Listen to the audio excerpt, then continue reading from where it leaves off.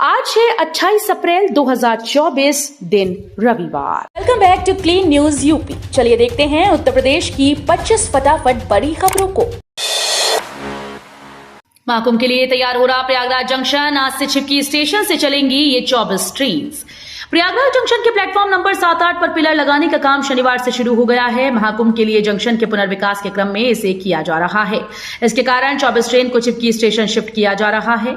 11 जून तक काम पूरा होने की उम्मीद है, जिसके बाद ट्रेन का संचालन एक बार फिर से प्रयागराज जंक्शन से हो सकेगा। जिन ट्रेन को प्रयागराज जंक्शन से छिपकी शिफ्ट किया जाएगा, उसमें अधिकांश ट्रेन मुंबई, पुणे, अहमदाबाद और दिल्ली रूट की हैं। यूपी के 171 कॉलेजेस में असिस्टेंट प्रोफेसर के 751 पद खाली, कब होगी भर्ती?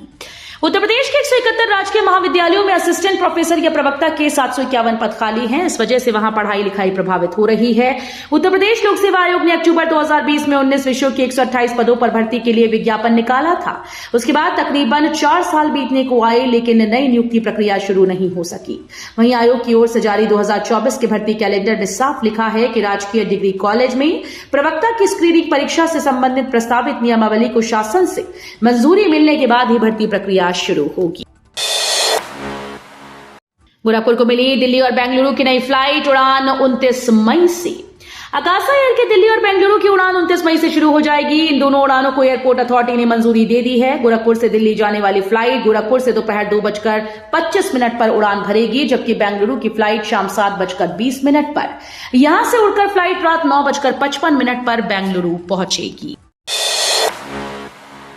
फीस डेटा लॉक करने का एक और मौका, छात्रवृत्ति का पोर्टल फिर खुलेगा। समाज कल्याण विभाग ने अनुसूचित जाति, अनुसूचित जनजाति की कक्षा 10 से ऊपर के कक्षाओं व पाठ्यक्रमों की छात्रवृत्ति योजना के अंतर्गत शिक्षण संस्थानों को फीस डेटा लॉक करवाने का एक और अवसर दिया। इसके लिए छात्रवृत्ति व फीस भरपाई पोर्टल खोला जा रहा है। समाज कल्याण विभाग के द्वारा केंद्र सरकार से अनुमति प्राप्त कर ली गई है।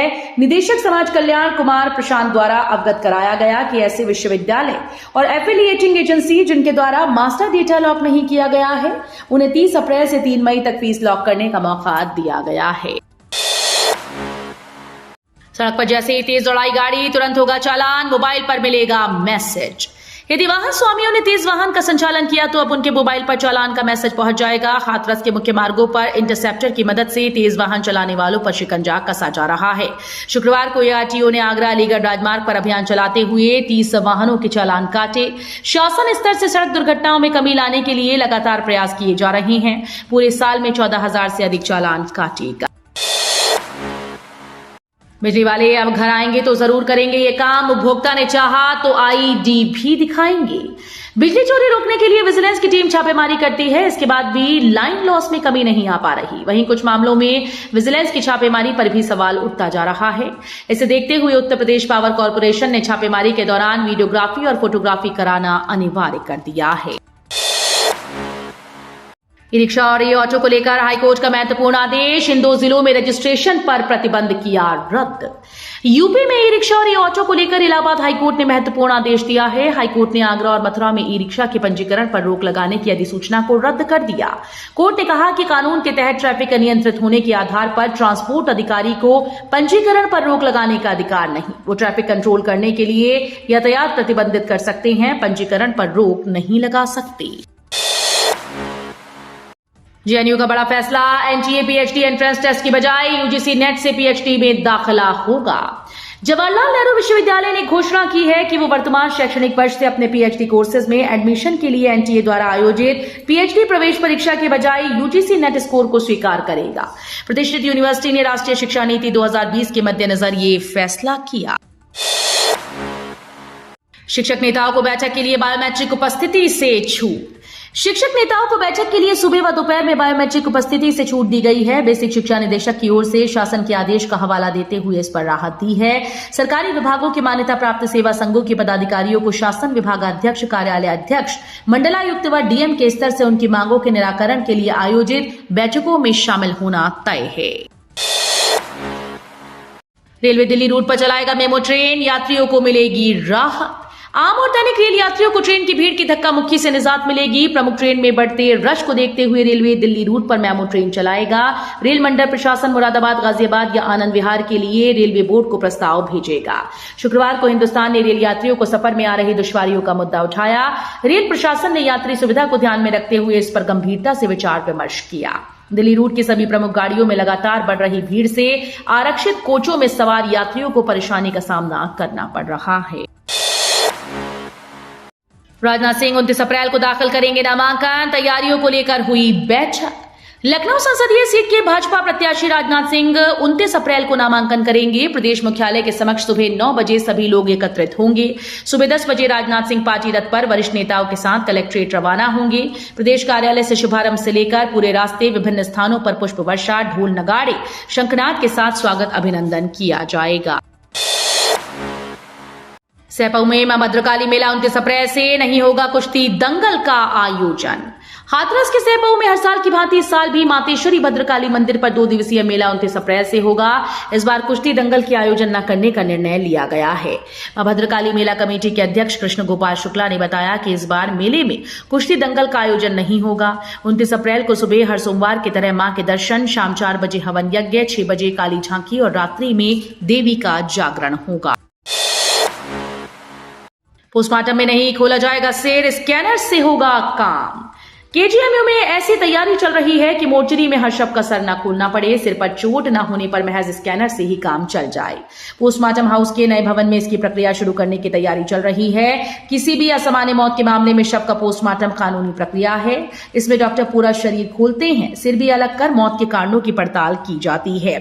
कई बार मौत का कारण लगभग साफ होता है, पर पोस्टमार्टम की पूरी प्रक्रिया करनी पड़ती है। चीरफाड़ से शव की स्थिति खराब होती है। मुख्यमंत्री योगी बोले, जो लोग बैलेट पेपर लूटने का काम करते थे वो ईवीएम पर सवाल उठा रहे। उत्तर प्रदेश के मुख्यमंत्री योगी आदित्यनाथ ने कहा कि जब भी कांग्रेस, सपा या इंडी गठबंधन से जुड़े दूसरे दल चुनाव हार रहे होते हैं, तब हार का ठीकरा ईवीएम पर फोड़ने का प्रयास करते हैं।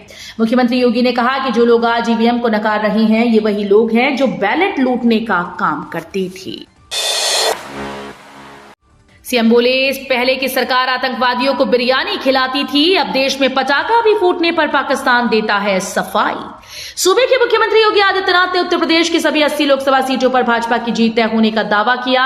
इसके बाद जनता को संबोधित करते हुए कहा कि पहले की सरकार आतंकवादियों को बिरयानी खिलाती थी, अब देश में कोई भी पटाखा फूटता है तो पाकिस्तान सामने आकर सफाई देता है कि मेरा हाथ नहीं है। मोदी सरकार की कार्यशैली को इसी से जाना जा सकता है।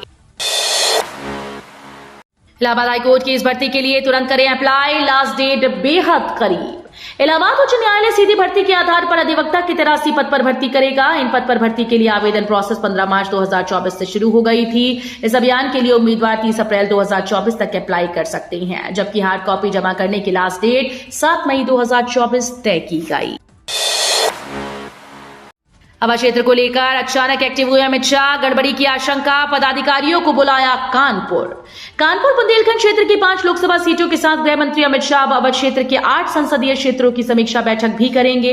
इसके लिए पदाधिकारियों को कानपुर बुलाया गया। ये सभी 5 सीटें चौथे चरण की हैं और आज रविवार शाम 5 बजे खलासी लाइन स्थित विजय कॉन्टिनेंटल होटल में बैठक शुरू होगी। नकली बीज और कीटनाशक पर लगेगी रोक, सरकार ने 7000 कंपनीज के रजिस्ट्रेशन किए कैंसिल। भारत में किसान हर साल रबी, खरीफ और जायद सीजन में खेती से बेहतर पैदावार के लिए खाद, बीज और कीटनाशकों पर काफी ज्यादा पैसा खर्च करता है। किसानों को ये कृषि इनपुट उपलब्ध कराने के लिए करीब 10,000 कंपनीज काम कर रही हैं। देश के उत्तर प्रदेश, मध्य प्रदेश, आंध्र प्रदेश, महाराष्ट्र, पश्चिम बंगाल, हरियाणा, महाराष्ट्र और कर्नाटक में नकली खाद, बीज और कीटनाशक के मामले ज्यादा सामने आते हैं। किसानों की इसी परेशानी को समझते हुए केंद्र सरकार ने कीटनाशकों के फर्जीवाड़े पर रोक लगाने के लिए 7000 से ज्यादा कंपनीज के रजिस्ट्रेशन कैंसिल कर दिए। मुंबई से गोरखपुर जाने वालों के लिए खुशखबरी, चलेंगी 4 summer special train. Central railway ने आपके कंफर्म टिकट का इंतजाम कर दिया है। अब आप आसानी से अपने परिवार के साथ छुट्टियां प्लान कर सकते हैं। रेलवे में एक्स के एक पोस्ट के जरिए बताया कि ट्रेन में पैसेंजर्स की भीड़ देखते हुए समर स्पेशल ट्रेन चलाने का ऐलान किया गया है। ये समर स्पेशल ट्रेन यात्रियों की अतिरिक्त भीड़ को कम करने के लिए मुंबई और गोरखपुर के बीच 4 समर स्पेशल ट्रेन चलाई जाएंगी। ट्रेन की एसी बोगी बनी swimming pool, Secunderabad Gorakhpur express की छत से टपकता रहा पानी। सिकंदराबाद गोरखपुर एक्सप्रेस की एसी बोगी छत से टपकते पानी से स्विमिंग पूल सी बन गई। यात्रियों की शिकायत पर समस्या दूर कराई गई। मामले में रेल कर्मी को चार्जशीट दी गई। बीते दिनों गोरखपुर से आनंद विहार जा रही हमसफर एक्सप्रेस की एसी बोगी में छत से पानी टपकने का वीडियो वायरल होने से रेलवे की किरकिरी हो गई थी। अब नए मामले में और भी फजीहत हो गई है। स्कूल के दिव्यांग बच्चों के सर्टिफिकेट बनवाने के निर्देश। प्रदेश के परिषदीय विद्यालयों में पढ़ रहे दिव्यांग बच्चों के दिव्यांगता से जुड़े सर्टिफिकेट नहीं बने, इससे जुड़ी चीजों का लाभ लेने में दिक्कत आ रही है। ऐसे देखते हुए बेसिक शिक्षा विभाग ने संबंधित अधिकारियों से संपर्क कर कैंप आयोजित कर सर्टिफिकेट बनवाने के निर्देश दिए। समर्थ ऐप के डेटा के अनुसार इसकी संख्या लगभग 3 लाख है, किंतु इसमें से लगभग 25 से 30% बच्चों का दिव्यांगता प्रमाण पत्र बना हुआ है। कल 11:30 बजे तक खुले स्कूल, सोमवार से फिर से बदल जाएगी टाइमिंग, अधिकारियों को दिए गए निर्देश। प्रदेश में परिषदीय व मान्यता प्राप्त विद्यालयों का समय आज 28 अप्रैल तक सुबह 7:30 से 11:30 बजे तक किया गया। हालांकि 28 अप्रैल को रविवार पड़ रहा है, ऐसे में यह आदेश 27 अप्रैल तक प्रभावी था। 29 अप्रैल से पूर्व की भांति विद्यालय सुबह 7:30 बजे से दोपहर 1 बजे तक चलेंगे। प्रिंसिपल का जुगाड़ कर गया कमाल, भीषण गर्मी में क्लास को बना दिया स्विमिंग पूल, बढ़ने लगी अटेंडेंस। कन्नौज के उमरदा क्षेत्र में प्राथमिक विद्यालय महसौनापुर के शिक्षकों ने बच्चों को निजी स्कूल जैसी सुविधाएं मुहैया कराने और गर्मी से निजात दिलाने के लिए क्लासरूम में ही कृत्रिम स्विमिंग पूल तैयार कर दिया है। इसमें बच्चों ने खूब आनंद उठाया। ग्रामीण क्षेत्र के बच्चे जहां एक और बड़े कॉन्वेंट स्कूल की तरह सुविधाओं का आनंद नहीं उठा पाते, तो वहीं सरकारी विद्यालय के शिक्षक वैभव ने बच्चों को उनके मानसिक और शारीरिक विकास के लिए ऐसा कदम उठाया ताकि बच्चों का मन विद्यालय आने की ओर अग्रसर हो। सरकार ने कीटनाशक कंपनीज के लिए बनाए सख्त नियम। किसानों को कई गुना ज्यादा पैसे खर्च करने के बाद भी गुणवत्तापूर्ण कृषि इनपुट नहीं मिल रहे, जिससे उनकी उपज प्रभावित हो रही है। इसकी शिकायत सरकार के सामने लंबे समय से आ रही है। इन शिकायतों पर कार्रवाई करते हुए केंद्र सरकार ने कीटनाशक कंपनीज के लिए केवाईसी का नियम बनाया है। अब कीटनाशक कंपनीज को अपनी केवाईसी करानी होगी, जिससे सरकार के पास प्रत्येक कंपनी का डेटा आ जाएगा। संदेशखाली में हथियार जब्ती पर ममता ने जताया संदेह। पश्चिम बंगाल के मुख्यमंत्री और टीएमसी सुप्रीमो ममता बनर्जी ने बर्धमान गांव में रैली को संबोधित करते हुए जमकर बीजेपी और प्रधानमंत्री नरेंद्र मोदी पर निशाना साधा। ममता बनर्जी ने दावा किया कि संदेशखाली में हथियारों की जब्ती का कोई सबूत नहीं है। उन्होंने आरोप लगाया कि बरामद हथियार उनके द्वारा एक कार में लाया गया है। तो ये थी आज की 25 फटाफट बड़ी खबरें। अगर आपको न्यूज पसंद आई हो तो वीडियो को लाइक और शेयर जरूर करें। धन्यवाद।